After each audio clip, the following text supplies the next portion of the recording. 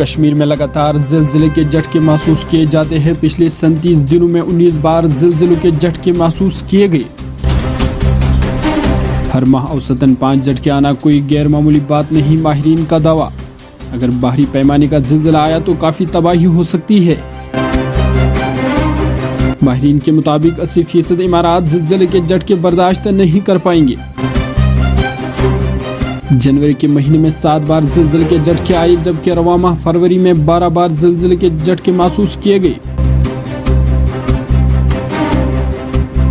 2 فروری کو دن میں 4 بار زلزلے کے جھٹکے محسوس کیے گئے۔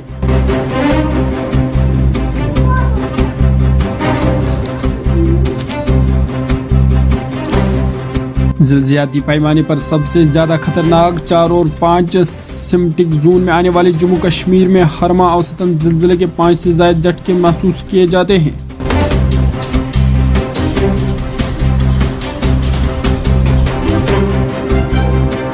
محکمہ موسمیات و آفات سماوی کے اعداد و شمار کے مطابق 17 فروری 2022 کو 3.5 شدت کا زلزلہ محسوس کیا گیا، جس کا مرکز 25 کلومیٹر دور جنوبی کشتواڑ تھا۔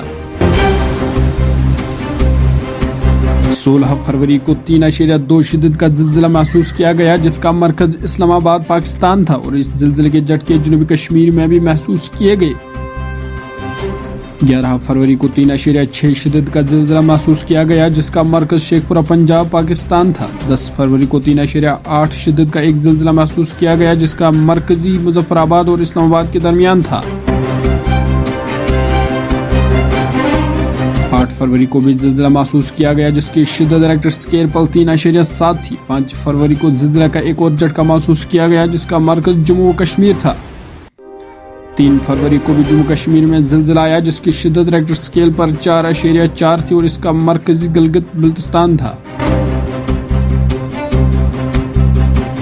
2 فروری کو دن میں 4 بار زلزلے کے جھٹکے محسوس کیے گئے۔ 30 جنوری کو جموں کشمیر میں 4.2 شدت کا زلزلہ محسوس کیا گیا۔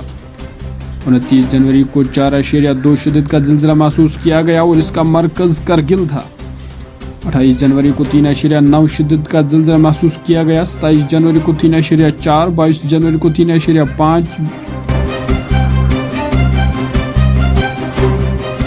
21 جنوری کو 3.1 اور 19 جنوری کو 2.7 شدت کے زلزلے کے جھٹکے محسوس کیے گئے ہیں۔ معلوم رہے کہ چند سال قبل سابق ریاستی حکومت نے شہر سری نگر میں زلزلہ سے غیر محفوظ عمارتوں کی سروے کی تھی، جس کے بعد ایک رپورٹ تیار کی گئی تھی، جس میں قریب 2000 ایسی عمارتوں کی نشاندہی کی گئی تھی جو غیر محفوظ قرار دی گئی۔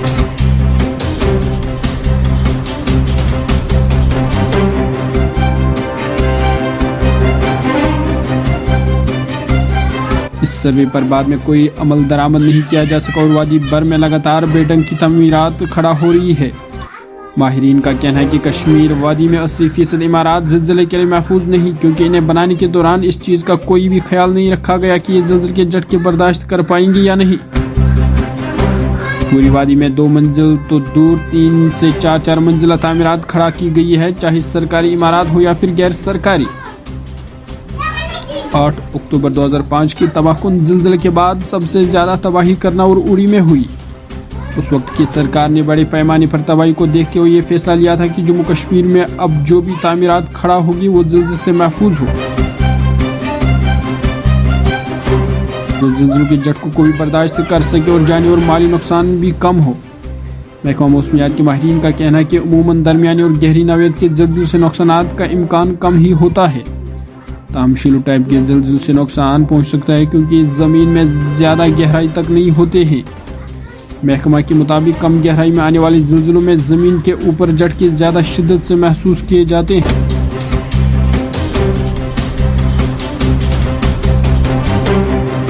زلزلے سے نقصانات کی وجوہات درمیانی شدت کے زلزلے کا بہت کم گہرائی میں ہونا شامل ہوتا ہے۔ ماہر ارضیات کا کہنا ہے کہ کشمیر میں ہر ماہ زلزلے کے جھٹکے محسوس کیے جاتے ہیں اور یہ کوئی نئی بات نہیں ہے۔ ماہرین کہتے ہیں اگر وہ زلزلے کے بارے میں پہلے ہی کوئی پیش گوئی نہیں کر سکتے، لیکن جس طرح سے یہاں زلزلے آتے ہیں اور یہ زلزلہ زون 5 میں شمار ہوتا ہے، اگر کبھی بھی یہاں بھاری پیمانے کا زلزلہ آیا تو یہاں کافی تباہی ہو سکتی ہے، کیونکہ وادی کے شہر و دیہات میں کسی قسم کا کوئی بھی ایسا انفراسٹرکچر تعمیر نہیں کیا گیا ہے جو زلزلے کی شدت کو برداشت کر سکے۔ جموں کی کشتواڑ اور ڈوڈا ضلع میں بڑے بڑے ڈیم تعمیر کیے گئے ہیں، جبکہ پہاڑوں کو چیر کر ٹنل تعمیر کیے جا رہے ہیں۔ ماہرین کا کہنا ہے کہ اس طرح پہاڑوں کا قدرتی توازن بھی تبدیل ہو چکا ہے۔ خطہ چناب زون 5 میں آتا ہے، جہاں زلزلے کے کافی زیادہ امکانات ہیں۔ ماہرین نے یہ بھی کہا کہ بیرون ممالک میں حکومتوں کے پاس زلزلے سے نمٹنے کے لیے کافی منصوبے ہیں، اور وہاں جو عمارات تعمیر ہوتی ہے وہ زلزلے کی شدت کے مطابق تعمیر ہوتی ہے۔